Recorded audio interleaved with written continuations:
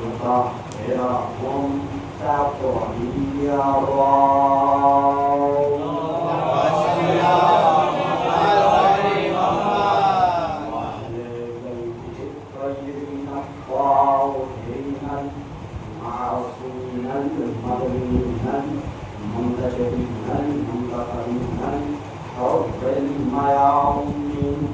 ولعنة الطائمة على أعدائهم أجمعين من لقاء يوم الدين. أما قال فقد قال رسول الله صلى الله عليه وآله وسلم: العلي خير البشر ما شك في الكفر. صلى الله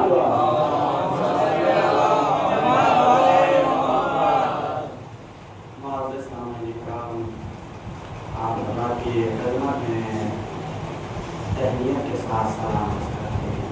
السلام علیکم ورحمۃ اللہ وبرکاتہ. میں نے سلام آغاز میں اس لیے کہا کیونکہ رسالت مآب کا حکم ہے السلام قبل الکلام.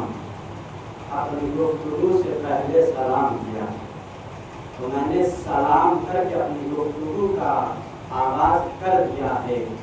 آپ جتنا بہترین طریقے سے سنیں گے انشاءاللہ آپ کو ایک معیار تک پہنچانے کی کوشش کروں گا. اللہ محترم تشریف فرما ہے ان کے ساتھ اجازت طلب کرتے ہوئے آگے بڑھتا ہوں.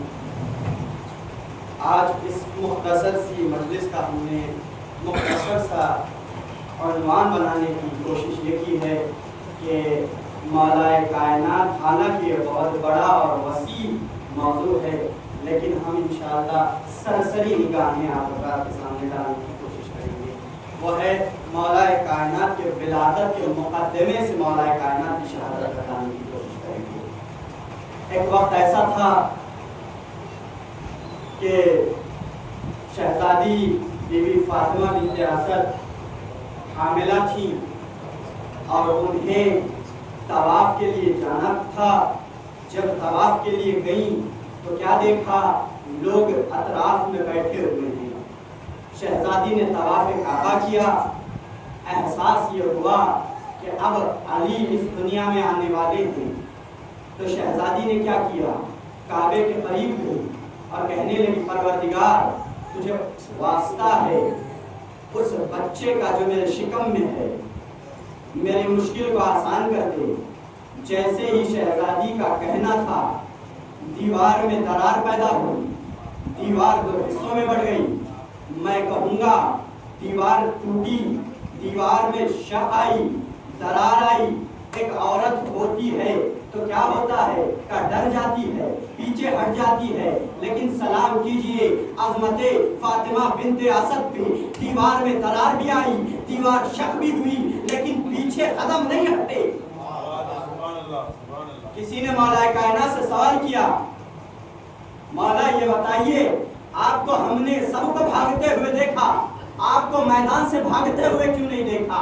تو عجب نہیں مولا کائنات نے کہا ہوگا اے نادان تجھے نہیں معلوم جب میں اپنی ماں کی شکم میں تھا تو میری ماں دیوار کو ٹوٹتے ہوئے دیکھ کر کے اپنے قدم کو پیچھے نہیں ہٹائی. یہ علی اسی کا لال کیسے میدان سے پیچھے؟ یہ وہی فاطمہ بنت اسد کا لال کیسے اپنے ہاتھ قدموں کو پیچھے ہٹا دے؟ اور ایک نفسیاتی جملہ کہنا چاہتا ہوں. ایک باعزت خاتون وہ ہوتی ہے جو دوسرے کے گھر میں اس وقت تک نہیں جاتی جب تک اس گھر سے بلاوا نہ آئے. ایک باعزت خاتون اس وقت تک کسی کے گھر میں نہیں جاتی جب تک اس گھر سے بلاوا نہ آئے.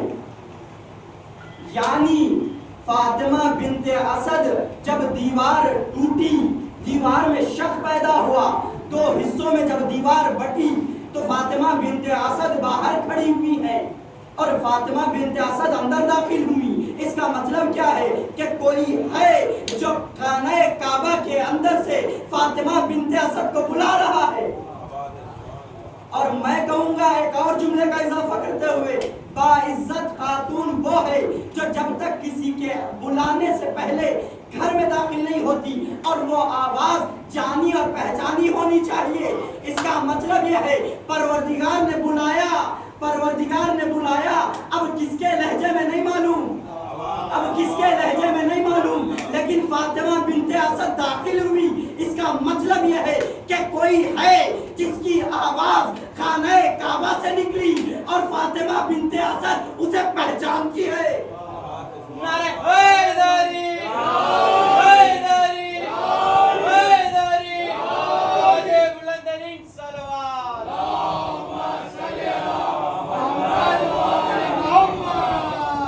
اب جیسے ہی شہزادی بی بی اندر داخل ہو گئی، پھر سے دیوار بند ہوئی۔ لاکھوں لوگوں نے لاکھوں کوششیں کر لی کہ کسی طرح تالا کھول دیا جائے، نہ تالا ان سے کھل سکا، نہ دروازہ ان سے کھل سکا۔ 3 دن گزر گئے، لوگ باہر بیٹھنے والے، تبصرہ کرنے والے، سوچنے والے، وچار کرنے والے، یہ سوچ سوچ کے مر گئے۔ اب کیا ہوا ہوگا؟ 3 دن گزر گئے، رات آ گئی، دن آ گیا، رات آ گئی، دن آ گیا، 3 دن گزر گئے، لوگ تعجب کر رہے ہیں اب کیا ہوا ہوگا، اب کیا ہوا ہوگا۔ ایک دم کیا دیکھا لوگوں نے؟ گھر سے دیوار میں شق آیا، پھر سے دیوار میں در بنا۔ میں کہوں گا پروردگار تو نے ایک مرتبہ دیوار میں در تو بنا دیا تھا اور فاطمہ بنت اسد کو اپنے یہاں بلا دیا تھا، اب جب واپس بھیج رہا ہے تو دیوار میں در کیوں بنا رہا ہے؟ دروازے سے بھیج دے۔ لاکھوں لوگوں نے کوششیں تو کر لی تھی، اب تو چاہتا تو دروازے سے ارے فاطمہ بنت اسد کو باہر بھیج سکتا تھا، تو عجب نہیں خالق رب العزت مجھ سے خطاب کر کے کہے نادان تجھے نہیں معلوم میں نے دیوار میں در دوبارہ اس لیے بنایا تاکہ لوگ یہ کنفرم کر لے کہ یہ دیوار میں در علی کے لیے بنا تھا، ورنہ لوگ یہ کہہ دیتے دیوار میں در بننا تھا اور فاطمہ اندر چلی گئی۔ لیکن میں جب دوبارہ علی کو باہر بھیج رہا ہوں تو کہہ رہا ہوں کہ دیکھو دنیا والوں جان لو جو میں نے دیوار میں در بنایا ہے وہ علی کے لیے بنایا، دیوار میں در بنایا ہے وہ علی کے لیے بنایا۔ مولا باہر آتے ہیں،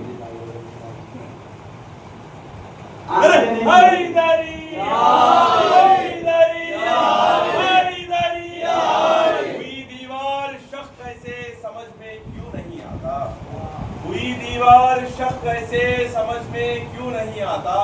علی کی ماں نے ایسے میں مزاج کن کہا ہوگا، علی کی ماں نے ایسے میں مزاج کن کہا ہوگا کہ کون آیا ہے کعبے میں کیا بولوں میں کیا لکھوں، یہ کون آیا ہے کعبے میں کیا بولوں میں کیا لکھوں، خدا کے گھر میں اترا ہے کسی کا تو خدا ہوگا۔ حیدری حیدری حیدری حیدری، بلند سے بلند صلوات۔ اب آگے بڑھیے، رسول اسلام کی آغوش میں علی کا آنا تھا۔ جناب فاطمہ بنت اسد نے خود اپنے زبانی سے کہا یا رسول اللہ 3 دن ہو گئے علی نے آنکھیں نہیں کھولی، اور آپ کو میں بتا دوں رسول سے پہلے کسی اور نے بھی اپنی آغوش میں علی کو لیا، یہ سوچ کے کہیں ایسا ہو کہ علی آنکھیں کھول دے، ان کی قسمت پلٹ جائے گی، چمک جائے گی، لیکن انہیں نہیں معلوم معصوم کو دیکھتا وہی ہے جو معصوم ہوتا ہے، یعنی معصوم کو دیکھ کر اپنی آنکھیں کھولتا ہے۔ اب جیسے ہی رسالت مآب نے اپنی آغوش میں علی مرتضیٰ کو لیا، علی مرتضیٰ 3 دن کے بچے ہیں، 3 دن کے بچے ہیں، 3 دن کے بچے ہیں، اپنی زبان سے یہ کلمہ جاری کرتے ہیں یا رسول اللہ بتاؤ توریت سناؤ، زبور سناؤ، انجیل سناؤ، قرآن مجید سناؤ۔ میں کہوں گا یا مولا یہ تو ہم اقرار کر لیتے ہیں توریت نازل ہو چکی تھی، زبور نازل ہو چکی تھی، انجیل نازل ہو چکی تھی، لیکن قرآن نازل نہیں ہوا تھا، آپ کہہ رہے قرآن سناؤ۔ اور سوشیت پڑھنے والے بھی لوگ یہاں پہ تشریف فرما ہیں، ایک صاحب کا نام بہت گردش کرتا ہے کہ وہ صاحب نے امریکہ ڈھونڈ لیا، امریکہ ڈھونڈ لیا، امریکہ ڈھونڈ لیا۔ کشتی سے کہیں گھوم رہے تھے، ایک جگہ پہ جا کے پہنچے، لوگوں نے کہا امریکہ ڈھونڈ لیا۔ میں کہتا ہوں غلط کہتے ہیں لوگ کہ انہوں نے امریکہ ڈھونڈا، میں کہتا ہوں غلط کہتے ہیں لوگ کہ انہوں نے امریکہ ڈھونڈا، بلکہ جملے کو سنبھالنا اور بدلنا چاہیے، اور جملہ یوں کہنا چاہیے کہ جو اس نے ڈھونڈا وہ امریکہ بن گیا۔ اللہ اکبر، جو اس نے ڈھونڈا اس نے امریکہ نہیں ڈھونڈا، بلکہ جو اس نے ڈھونڈا وہ امریکہ بن گیا۔ اور مولا کائنات نے قرآن نہیں پڑھا، جو مولا نے پڑھ دیا اللہ نے قرآن۔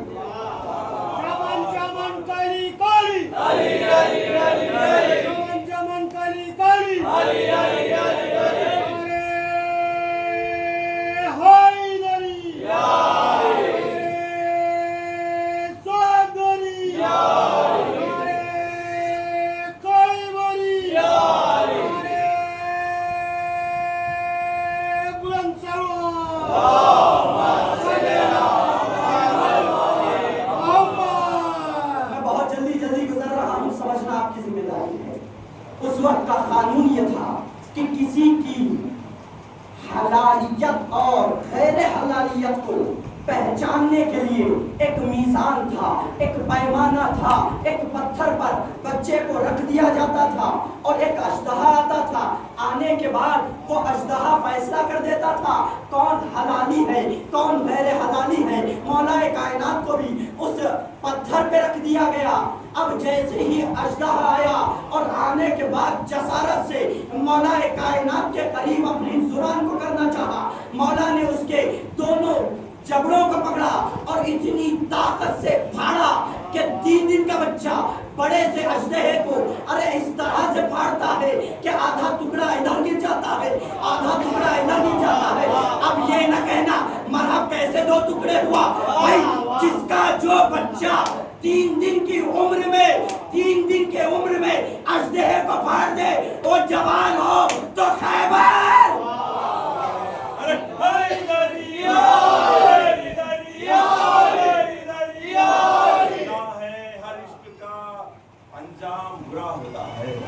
سنا ہے ہر عشق کا انجام برا ہوتا ہے، مگر عشق حیدر میں یہ کام بڑا ہوتا ہے۔ جس نے اپنے بچپن میں ہی کیا ہے کلہ ازدر کے ٹکڑے ٹکڑے، جس نے اپنے بچپن میں ہی کیا ہو کلہ ازدر کے ٹکڑے ٹکڑے، وہ جوان ہو جائے تو نصیری کا خدا ہوتا ہے۔ حیدریہ حیدریہ حیدریہ حیدریہ حیدریہ، بلند سے بلندر سلام۔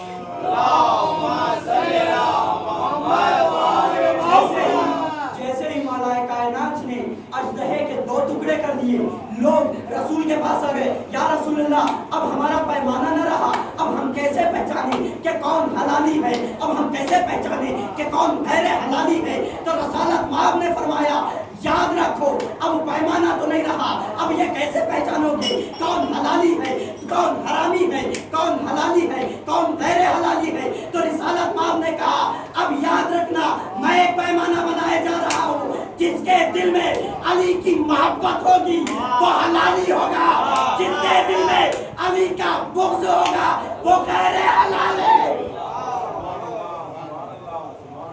جس کے دل میں علی کا بغض ہوگا وہ غیر حلال ہوگا۔ آگے بڑھیے، کیا صرف اور صرف علی کا بغض ہی کافی ہے؟ جملے کو بدل کے کون، کیا صرف اور صرف علی کا عشق ہی کافی ہے؟ کرنا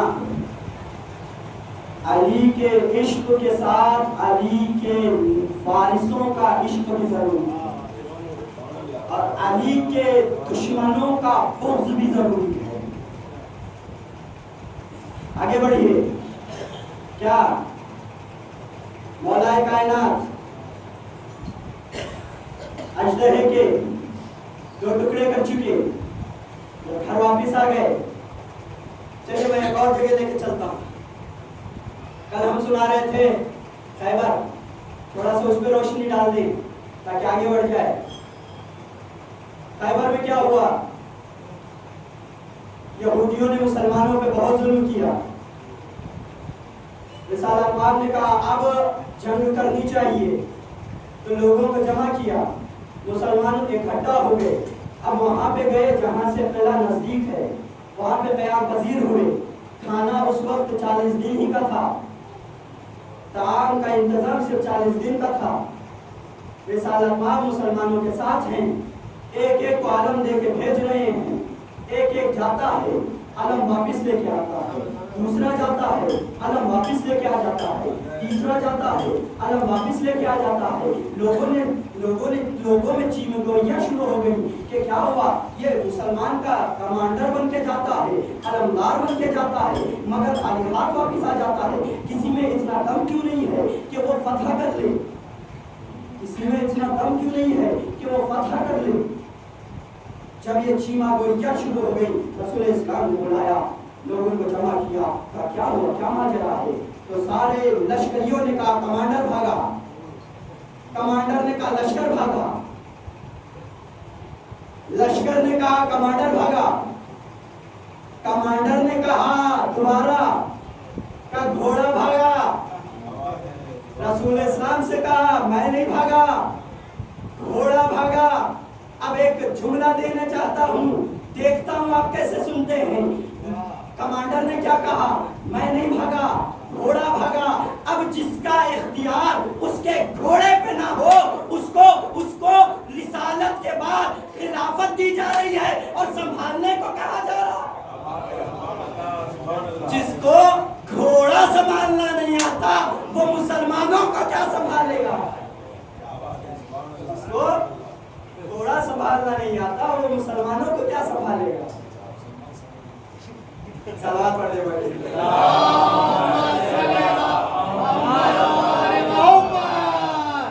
اور آگے بڑھیے. لوگ کہتے ہیں کہ ان کو بھگوڑا نہ کہیے، بھگوڑا نہ کہیے. بھائی ہم نہیں کہیں، ہم آپ ہی کی کتابوں سے ثابت کریں گے. بخاری میں موجود ہے، بیٹی کی زبانی باپ کی تعلیم. جناب عائشہ کے حوالے سے ملتا ہے، ایک مرتبہ رسول اسلام تشریف فرمائے، مولا کائنات بھی تشریف فرمائے. بخاری شریف میں دکھا سکتا ہوں. کیا سب کے درمیان میں جناب عائشہ کہتی ہیں جب کبھی جنگ میں بھاگنے کا موقع آتا، جب کبھی جنگ میں بھاگنے کا موقع آتا تو میرے ابا ابو بکر اس طرح بھاگتے جس طرح سے پہاڑی بکری پہاڑ چڑھتی ہے.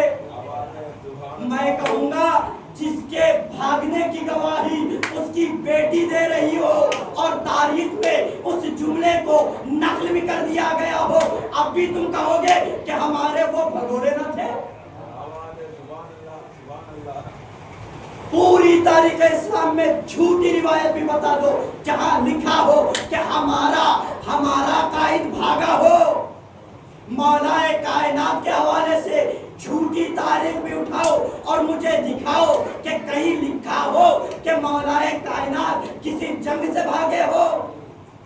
بلکہ تمہارے لیے میں دلیل دے سکتا ہوں کہ تمہارے وہ ایسے بھاگے کہ انہیں خبر نہ تھی کہ وہ گھوڑے پہ ہے یا گھوڑے ان پہ.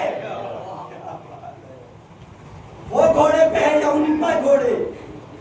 اور 1400 صدیاں بعد اسی علی کا غلام خامنائی دنیا کو للکار کے کہہ رہا ہے، اے دنیا والوں، اے شیعو، رونا نہیں جب میں مر جاؤں، مسکرانا کا کیوں؟ اس لیے کہ یہ نوکر علی کی طرح میدان میں ڈٹا رہا، بھاگا نہیں. یہ نوکر علی کی طرح میدان میں ڈٹا رہا، بھاگا نہیں. کیوں؟ بھاگتے میدان سے وہ ہیں کہ جن کے بڑے بھاگے ہوئے. صلوات پڑھ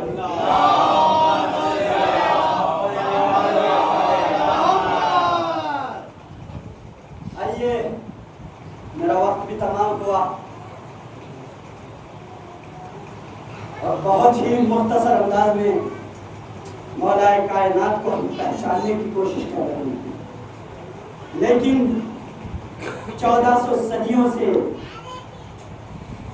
لاکھوں قلم چل رہے ہیں، لاکھ سیاہی ختم ہو رہی ہے، لاکھ اور آنکھ پڑھتے جا رہے ہیں، لیکن مولا کائنات کی فضیلت کی اتمام نہیں ہوئی، یعنی مولا کائنات کی فضیلت ختم نہیں ہوئی۔ تو اب مجھے کہنے دیجئے کہ جسے اللہ فضیلت عطا کرے اس کی فضیلت کبھی ختم نہیں ہوتی۔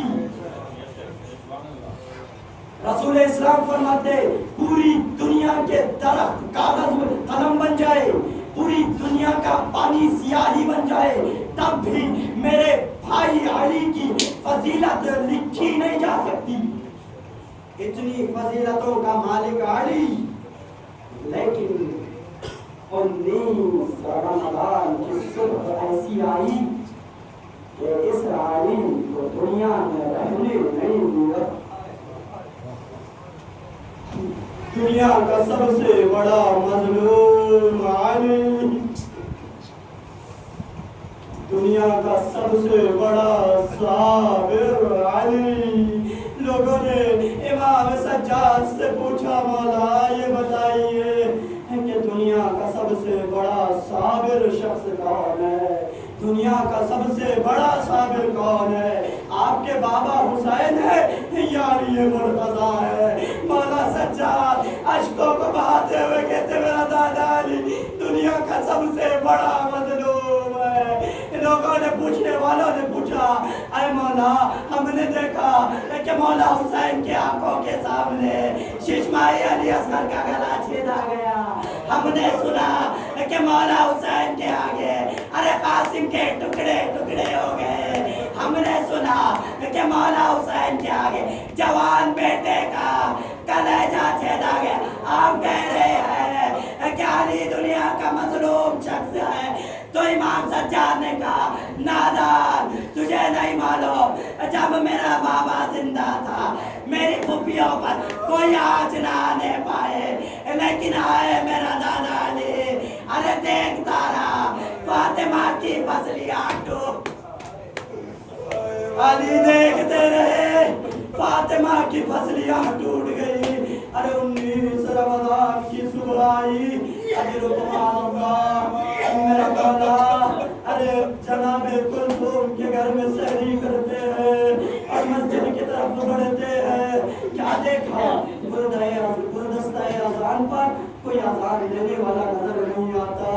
مولا کائنات گلدستہ اذان پہ کھڑے ہوتے ہیں اور کہتے ہیں اللہ اکبر، جیسے ہی ارے مولا کائنات کا اذان دینا تھا ارے ساری کوفے کی عورتوں نے اپنے گھر والوں کو اٹھایا، اٹھو اٹھو کہیں قیامت تو نہیں آ گئی۔ پوچھنے والوں نے پوچھا تم کیوں کہہ رہی ہو کہ قیامت آ گئی؟ علی اذان علی اذان دے رہے ہیں۔ ایک مرتبہ مولا کائنات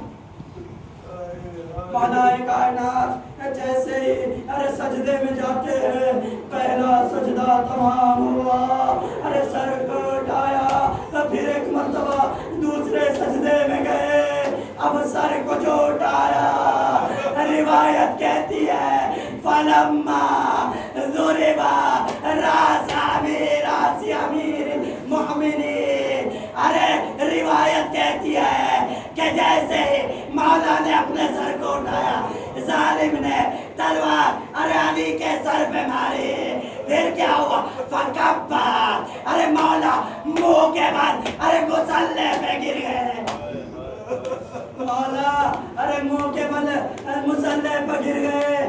لوگوں نے مولا کائنات کو اٹھایا، ارے مولا حسن نے نماز تمام کی، ایک قالین میں مولا کو لپیٹ لیا گیا، مولا کو گھر کی طرف لے جایا جا رہا ہے۔